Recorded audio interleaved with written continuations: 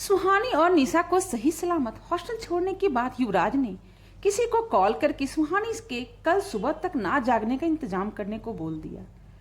रात को 12 बजने में सिर्फ 10 मिनट ही बाकी थे और सुहानी अब तक कॉलेज नहीं पहुंची थी। युवराज अकेले ही उस बरगद के पेड़ के सामने खड़ा था और उस लाल धागे को खोलने के लिए आगे बढ़ रहा था। तभी उसके कदम खुद ब खुद रुक गए और उसे अपने सामने हवा में झूलते हुए एक साये को देखा। वो काले धुएं की तरह दिखाई दे रहा था और उसका शेप किसी इंसान के जैसा था। घने अंधेरे के बीच वो साया बहुत भयानक दिखाई दे रहा था। तभी युवराज को उस साये की गुर्राती हुई आवाज सुनाई दी।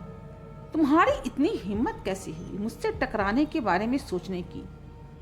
उस साया को अपने सामने देखकर युवराज ने बिना कुछ बोले अपना रास्ता बदल दिया और वो तेजी से उस पेड़ की तरफ बढ़ गया। तभी वो काला साया फिर से पेड़ और युवराज के बीच आकर खड़ा हो गया। तो ये देखकर युवराज ने गुस्से से अपनी मुट्ठी कस ली। तभी उस साये ने फिर से गुर्राते हुए कहा, तुम कितनी भी कोशिश कर लो इसे मुझसे नहीं बचा सकते। इस पर युवराज भी गुस्सा दिखाते हुए बोला, तुम उसकी जान ले चुके हो, अब तो इसे आजाद कर दो। वो साया फिर से गुर्राते हुए बोला, तुम जानते हो ऐसा नहीं हो सकता। उस साये के ऐसा कहते ही युवराज फिर से उस पेड़ की तरफ बढ़ने की कोशिश करने लगा, लेकिन तभी उसे एहसास हुआ कि अब वो अपने कदम आगे नहीं बढ़ा पा रहा था। उसे ऐसा लग रहा था मानो जैसे उसके पैर जमीन से चिपक गए हों। बहुत कोशिश करने पर भी वो अपनी जगह से हिल नहीं पा रहा था। तभी अचानक से युवराज की बॉडी हवा में ऊपर उठने लगी और वो लगभग 15 से 17 फीट की ऊंचाई पर हवा में झूलने लगा। और तभी वो साया युवराज के बिल्कुल करीब आकर बोला, क्या अब भी तुम उस लड़की को आत्मा से आजाद करना चाहते हो? युवराज ने इस पर जवाब देते हुए कहा, हाँ, और आज मैं उसे आजाद करके ही रहूंगा। इतना कहते हुए युवराज के चेहरे पर डर का कोई भी भाव नहीं था। उसे देखकर ऐसा लग रहा था मानो जैसे उसे अपनी जिंदगी की कोई परवाह ही नहीं हो। वहीं युवराज के ऐसा कहते ही वो अचानक से तेजी से जमीन पर जा गिरा, क्योंकि उस साये ने युवराज को बहुत जोर से नीचे जमीन पर पटक दिया था। जमीन पर गिरते ही युवराज फौरन उठ गया और फिर से उस पेड़ की तरफ बढ़ने लगा। युवराज की हिम्मत देखकर उस साये का गुस्सा और भी बढ़ गया। तभी चलते चलते युवराज जमीन पर जा गिरा और वह साया युवराज को घसीटते हुए पुराने रोड के पास लेकर जाने लगा। युवराज के बहुत कोशिश करने के बाद भी उस साये ने युवराज को वहां से नहीं जाने दिया और उसे अपनी पूरी तरह उलझाए रखा। कभी वो युवराज को उठाकर पटक देता तो कभी उसके रास्ते में पेड़ गिराकर उसे रोक लेता। वो युवराज को बस कुछ समय तक वहीं रोककर रखना चाहता था और यही कहते हुए उसे काफी समय बीत गया। तभी उस साये ने एक बार फिर से युवराज को हवा में उठाकर दूर फेंक दिया, जिसकी वजह से युवराज एक बड़े से पेड़ से टकराकर नीचे गिर गया। तभी युवराज के रिस्ट वॉच का अलार्म बजने लगा। युवराज ने अपनी घड़ी देखी और उसकी सांसें तो जैसे रुक सी गई, क्योंकि अब रात के 1 बज चुके थे। तभी युवराज को सामने से उस साये की आवाज सुनाई दी, वो वक्त जा चुका है, अब तुम उसे आजाद नहीं कर सकते। अब ये रात 1 साल के बाद ही आएगी। अब उस लड़की को मेरी कैद से आजाद कराने की कोशिश तुम 1 साल के बाद ही करना। इतना कहकर वो साया हवा में कहीं गायब हो गया और उस साये के जाते ही युवराज गुस्से में जोर से चीखने लगा। उसके चीखने की आवाज इस वक्त पूरे जंगल में गूंज रही थी। वहीं युवराज को खुद पर बहुत ज्यादा गुस्सा आ रहा था, क्योंकि वो आज फिर से सृष्टि की कोई मदद नहीं कर पाया था। अगली सुबह युवराज आंखों में गुस्सा और उदासी लिए उस पेड़ के सामने जा खड़ा हुआ। उसकी नजरें झुकी हुई थी और मन में सिर्फ दुख और पछतावा ही था। लेकिन आज वहां युवराज को कुछ अजीब सा लग रहा था। आज वह सृष्टि की मौजूदगी महसूस नहीं कर पा रहा था और न ही उसे सृष्टि की कोई आवाज ही सुनाई दे रही थी। युवराज ने उस पेड़ को गौर से देखा और उसकी आंखें हैरानी से चौड़ी हो गई, क्योंकि उस पेड़ पर अब वो लाल धागा नहीं बंधा था। युवराज हैरान होते हुए खुद से बोला, वो धागा कहाँ गया?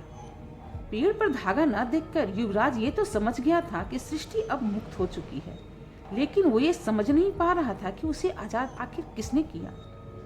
युवराज हैरानी से उस पेड़ को देख ही रहा था, तभी पीछे से एक लड़की की आवाज सुनाई दी, कल रात को वो धागा मैंने खोल दिया था। इस आवाज को सुनते ही युवराज ने पीछे मुड़कर देखा तो उसके सामने सुहानी खड़ी थी। सुहानी को देखकर युवराज चौंक गया। तो सुहानी उसके पास आकर बोली, युवराज सर, कल रात आप मुझे लेने क्यों नहीं आए? मैंने काफी टाइम तक आपका वेट किया, फिर जब आप नहीं आए तो मैंने खुद ही यहाँ आकर वो लाल धागा खोल दिया। युवराज इस वक्त इतना हैरान था कि वो कुछ बोल ही नहीं पा रहा था।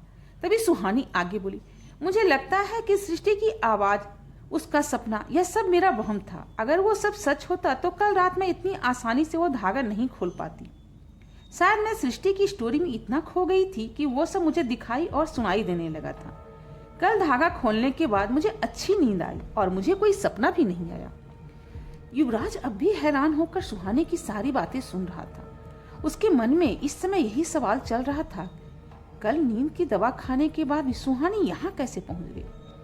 तभी वो बात को बदलते हुए बोला, अब निशा कैसी है? क्या उसे होश आया?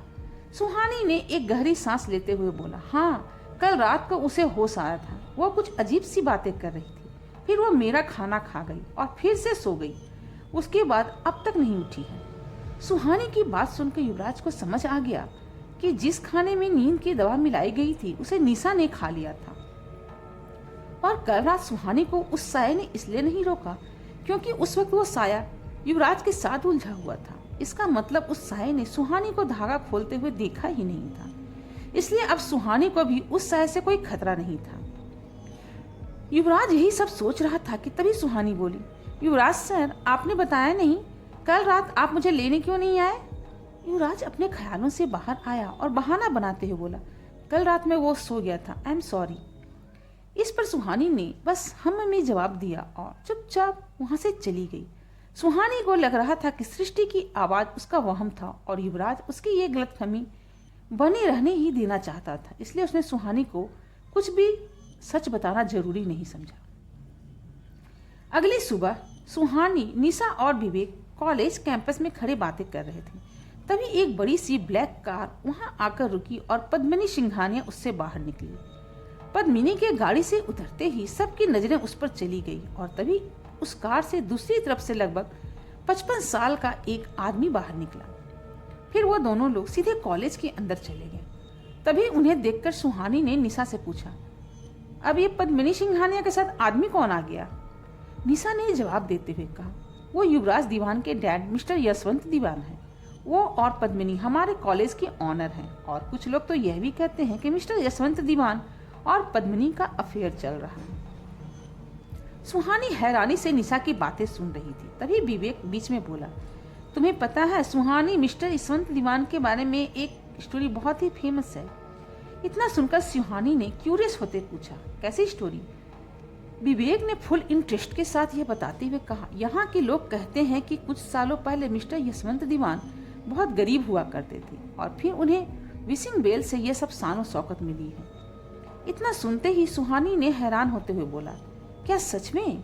तो विवेक ने जवाब देते हुए कहा, यहाँ के लोग तो यही कहते हैं। सुहानी तुरंत अपना अगला सवाल करते हुए बोली, और युवराज सर की मम्मी? विवेक ने उनके बारे में बताते हुए कहा, उनकी मेंटल कंडीशन ठीक नहीं है, उनका ट्रीटमेंट चल रहा है। ये सभी बातें भी चल ही रही थी। तभी एक स्टूडेंट भागते हुए कॉलेज के कैंपस में आया और बाकी स्टूडेंट से बोला, कल रात पुरानी रोड पर रोशन का मर्डर हो गया। उस स्टूडेंट की बात सुनकर वहां खड़े सभी लोग शॉक्ड रह गए। वहीं निशा, सुहानी और विवेक भी उस स्टूडेंट की बात सुनकर हैरानी से एक दूसरे को देखने लग गए। इस पर निशा हैरान होते बोली, कल फिर पुरानी रोड पर मर्डर हुआ। सुहानी निशा की बात को पूरा करते हुए बोली, और आज फिर पद्मिनी सिंघानिया कॉलेज आ गई। सुहानी की बात खत्म होते ही विवेक बोला, तो क्या सच में इन मौतों और पद्मिनी सिंघानिया के बीच कोई कनेक्शन है? ये सोचते हुए वो तीनों आंखें फाड़कर एक दूसरे को देखने लगी। थोड़ी देर के बाद निशा, विवेक और सुहानी कॉलेज के कैंटीन में बैठे थे।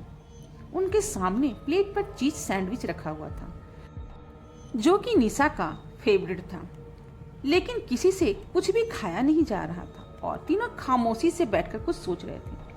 आज पूरे कॉलेज का माहौल ही कुछ ऐसा था। रोशन कॉलेज का 10वां स्टूडेंट था जिसकी मौत उस विसिंग वेल के पास हुई थी। उन तीनों के बीच की खामोशी को तोड़ते हुए विवेक बोला, यार अब तो मुझे भी लगने लगा है कि पद्मिनी मैम का इन मर्डर से कुछ तो कनेक्शन जरूर है। निशा ने भी हामी भरते हुए कहा, अब तो मुझे भी ऐसा कुछ लग रहा है। सुहानी अभी भी अपने ही ख्यालों में खोई हुई थी, तो यह देखकर विवेक उसे चिढ़ाते हुए बोला, किसके ख्यालों में खोई हो सुहानी? युवराज सर के। विवेक की बात सुनकर निशा चौंक गई और चिढ़ते हुए सुहानी की तरफ देखकर बोली, सुहानी, ये विवेक क्या कह रहा है? तुम उस आदमी के ख्यालों में क्यों खोई है? ये सब सुनकर सुहानी हड़बड़ा गई और विवेक को भी एहसास हो गया कि उसे निशा के सामने ऐसा कुछ नहीं कहना चाहिए था।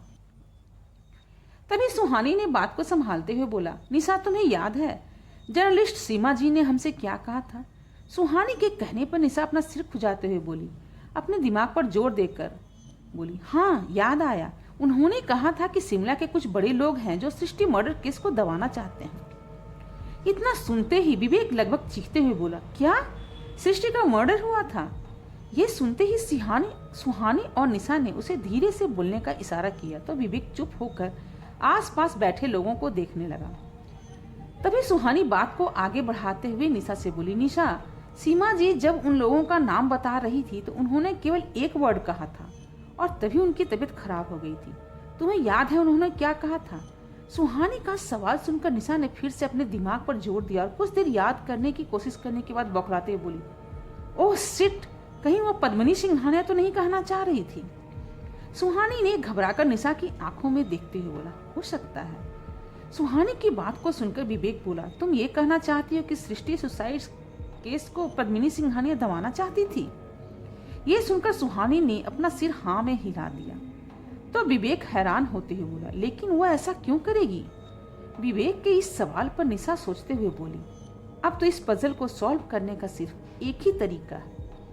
निशा की बात सुनकर सुहानी और विवेक उसे सवालिया नजरों से देखने लगे तो निशा अपनी पूरी हिम्मत जुटाते हुए बोली, सब कुछ उस विशिंग वेल से जुड़ा हुआ है और उस रात के बारे में पता लगाने के लिए हमें उसी विशिंग वेल के पास जाना चाहिए।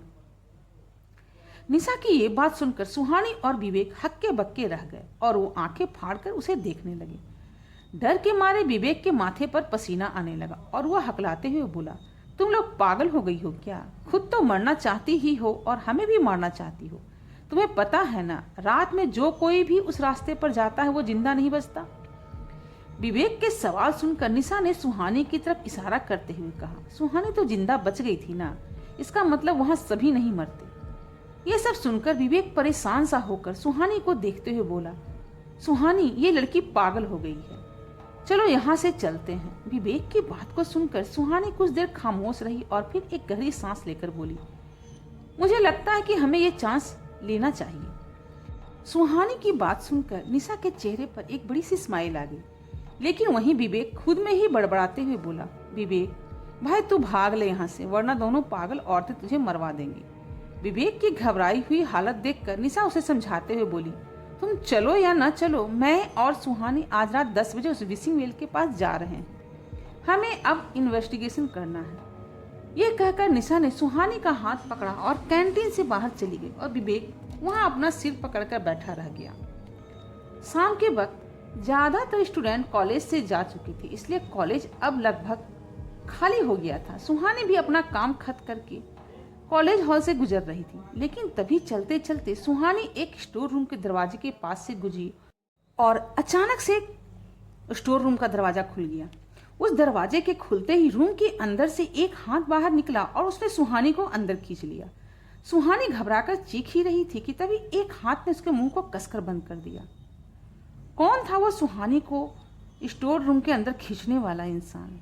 क्या फिर से पड़ गई थी सुहानी किसी मुसीबत में? और आखिर क्या होगा जब निशा और सुहानी जा पहुंचेंगे विशिंग वेल के पास? आगे की कहानी जानने के लिए मेरे चैनल को लाइक, शेयर और सब्सक्राइब करें और कमेंट करके बताएं कि कहानी आपको कैसी लग रही है और बेल नोटिफिकेशन भी ऑन कर दें, जिससे कि मेरी आने वाली कहानियों के नोटिफिकेशन आप तक तुरंत पहुंच सके।